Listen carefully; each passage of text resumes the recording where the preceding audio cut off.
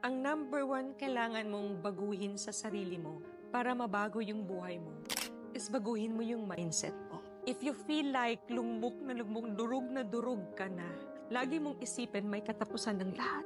Kung sa ngayon ay nasa ilalim ka, ang kasunod nun nasa ibabaw ka na. So lumaban ka. Lagi mong sabihin sa sarili mo na, kaya ko to, lalaban ako para sa sarili ko. Kailangan kong baguhin yung mindset ko para mabago yung buhay ko. Ang next mong isipin is yung mga positive na pwedeng mangyari sa'yo instead of dwelling on the pain, dwelling sa nangyari na hindi maganda. Focus on the positive things na pwedeng mangyari sa'yo. Manifest things.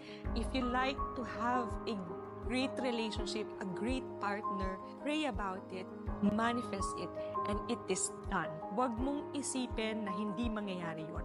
Huwag mong isipin na imposible yun because walang imposible sa taong naniniwala sa Panginoon. If you want a job, if you want to have money, pray about it, manifest about it, and see for yourself na in due time, lahat ng hiniling mo, lahat ng minanifest mo, mangyayari.